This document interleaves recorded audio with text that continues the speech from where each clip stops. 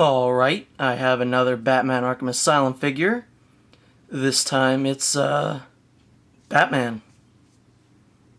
So, yeah, packaging is the same as the other figures. So, not gonna bother talking about that. Alright, so here we have Batman out of his packaging. And I am pretty positive that this is the best Batman figure that I've ever purchased. And this is coming from someone who's purchased his fair share of Batman figures. You know, since I was a kid, I grew up with Batman the Animated Series, and I've been interested in Batman ever since that. And, you know, over the years I buy maybe like 1 or 2 Batman a year, and this is probably the best Batman I've ever bought. I mean, he looks phenomenal, and the articulation's really good, and I'll get into all that later. Alright, let's start with the facial sculpt. The facial sculpt is very nice, but it's probably my least favorite part about the figure, because something just looks off. It just looks wrong. I don't know how to explain it. It just, something about it looks very wrong. I think in comparison to the rest of his body, it's very small, it's very narrow, and I don't think that's how it really is in the game. But, I mean, it is a nice looking Batman head. It's just, I don't think it's the most accurate to the game. Because even if you look on the cover of the game, his head doesn't quite look like that.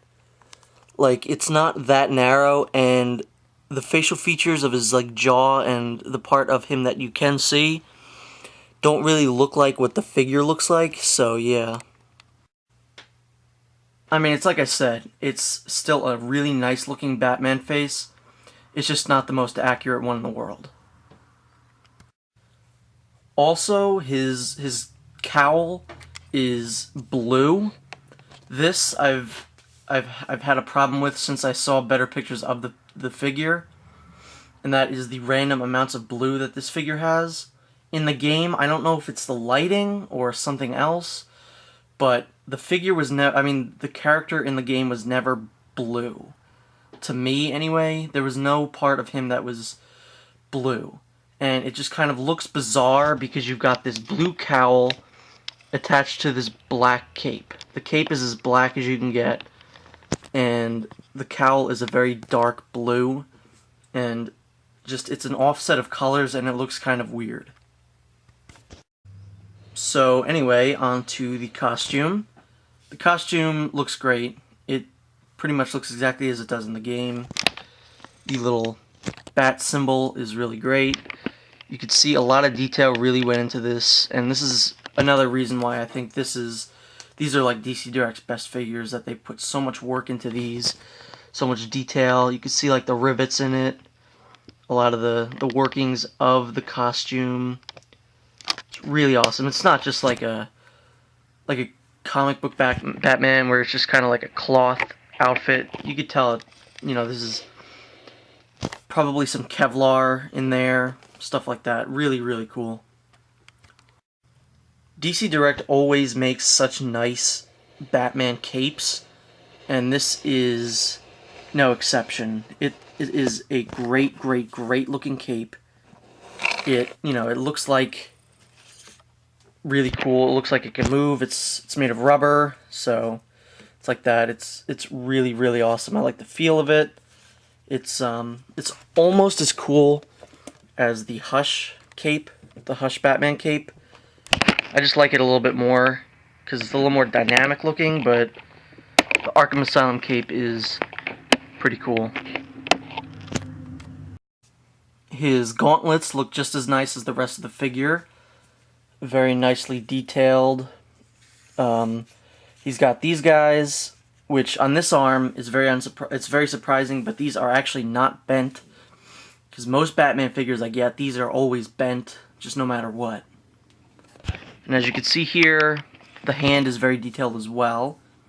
It is kind of in a almost punching kind of mode. but it is sculpted so that he could hold his Batarang, and I'll show you that in a second. Alright, so here you got the Batarang. Very nice accessory. I actually didn't know that this was going to come with the figure until I saw the pictures of the figure in the packaging. I didn't think any of these characters were going to come with accessories, and I'm really glad that they all do. And especially a Batarang like this. Cool thing about this is that I think it can bend or something. Hold on. The cool thing about this is that you can have the Batarang fold up. I'm not going to do it all the way because I don't want to break it or anything like that, but it can fold up, and it's pretty cool. So here is Batman with the Batarang in his hand. It really helps for some more dynamic poses. You know, you can have it in his hand, you can have him about to throw it, you can have him whatever. It looks really cool, and I'm really glad that we have the option to display him with a Batarang or without, because sometimes I've seen it where the Batarang is molded into his hand, you can't remove it, and yeah. I always like when you get Batman with some of his little gadgets, and Batarang is definitely one of the more essential ones. I would have liked it if this figure came with a couple more accessories. Maybe the Bat Claw, which is coming with the Armored Batman, which means I need to get that figure. I wasn't planning on it, but that Bat Claw is pretty cool. Maybe Grappling Hook, that would have been cool to get with this figure. Some other of his accessories. But there's always the Arkham City line, and maybe we'll get some more accessories with him there. Batman is sporting a gold, almost mustard-colored belt. It looks really nice. Again, lots of detail went into this. Really cool. It looks like a really awesome Batman belt. I mean, what would Batman be without a belt, honestly? His legs are detailed, but not as detailed as like his top. The boots are nice. Boots are very, very, very nice. I like them a lot. I have Batman standing on this little base that he comes with. All the figures come with bases. Some of them need it, some of them don't. But I feel Batman needs it, not because he can't stand up on his own, but because without it, the cape is kind of taller than the figure, and it kind of makes it so that he leans forward a lot. But with the base, the cape isn't as tall as the figure, and it just adds a little extra height so that I can display the figure and he's not leaning forward. Articulation-wise, this figure is really good. It's definitely one of DC Direct's best. Articulation-wise, you've got head articulation, moves all the way around, it moves up and down, all that good stuff. Move his arm up. His cape does hinder it. His arm can bend, like that at the elbow. This can rotate a little bit, but it will get hindered by this little piece here. His hand has no independent movement, as far as I can tell.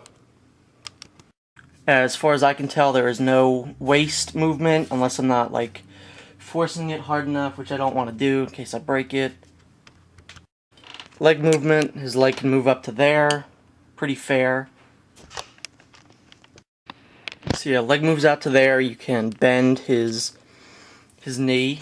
Maybe get him to kick someone, something like that.